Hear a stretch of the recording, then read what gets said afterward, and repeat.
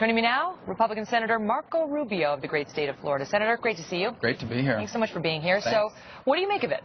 How can you turn that around? 21% of Latino support is not so good for Governor Romney. Well, polls are polls. But, I mean, let's begin with the realization that there are a lot of liberal Democrats who happen to be Latino. And so they're not going to vote for Mitt Romney no matter what. So what we're talking about here are Latino Hispanic voters who are not committed to either party, who are looking for the best candidate. And a lot of them are living in swing states like Florida, like Colorado.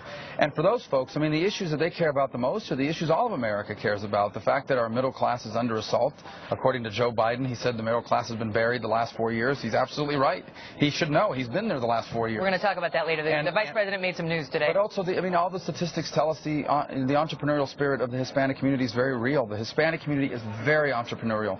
These things are really being hurt by the big government policies of this president. But then what do you make of those numbers? Because it's not just that poll, but, Romney has not been doing as well as even McCain did. Sure, but some of that poll's taking into account folks that have been voting for the Democratic Party for 30 years. I mean, they live in New York or California. They're deeply invested in the Democratic Party. That's how they vote. I mean, what we need really is to look at those voters who happen to be Hispanic but are also swing voters, who are open-minded about who they're going to vote for. That's a growing number of voters in key states like Florida. I can assure you 70-30 is among Hispanic voters in Florida.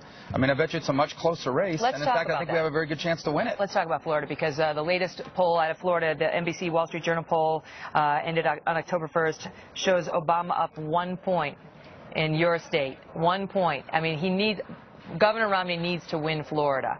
Why do you think he's not higher? The governor? Yeah, why is he not doing even better than that? Well, look, it's going to be a close race until Florida's always very close. Remember 2000? I think people remember the 2000. I remember even in 2008, with all the advantages Barack Obama had built in, he only won by a handful of votes, a handful of points in 2008. I think every election from now on is going to be very close in these states because of the nature of American politics these days and how it's broken out demographically and people's political preferences. And we expect Florida to be very close till the very, very end. I will tell you this. People have known Barack Obama now for 4 years. This is a state that he won. I think the fundamental question is, why isn't he leading by more? And he's not, because his promises have failed America, because the middle class has been buried over the last 4 years and are hurting, and people know we can do so much better than this. You mentioned the Vice President's comments today. I think we've got those queued up a bit, and his comments about the middle class and its struggles over the past, not 8 years, but the past 4 years. Take a listen. This is deadly earnest, man. This is deadly earnest. How they can justify raising taxes in the middle class has been buried the last 4 years. How in Lord's name can they justify? Your reaction? I agree. How can he justify raising taxes on the middle class? Because that's what Barack Obama is offering to do. Here's the evidence of that.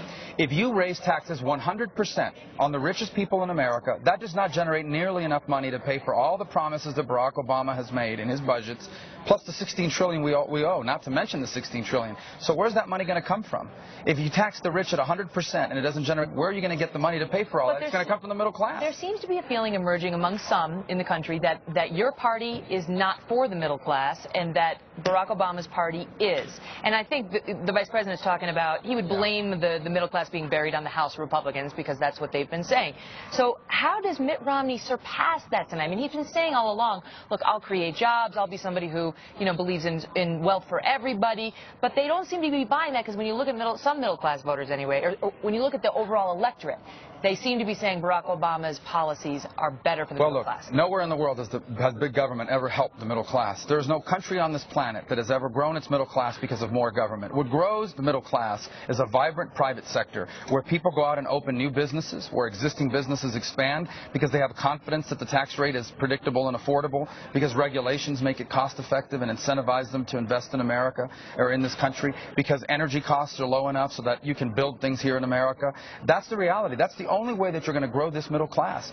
And the big government policies that Barack Obama is trying to impose on America and has imposed, those things bury the middle class. Look, the people who have made it, the big corporations, the billionaires, the millionaires, they can afford to deal with big government. They may not like it, but they can hire lawyers, accountants. I mean, they can figure this out. The middle class cannot. The small business owner cannot afford to deal with all of that, so they go out of business, so they go unemployed. That's why the middle class has been buried. Last question.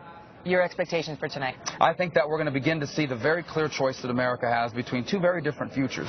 4 more years of Barack Obama will mean higher taxes for the middle class, stagnant economic growth, and America's weakness around the world. Mitt Romney promises to restore America back to its strength around the world, to have a vibrant, growing economy, not one that's growing at 1.3%, one that's growing at 3, 4, 5, 6%, and reduction in unemployment because of that, and a stronger, more permanent middle class with upward mobility for all.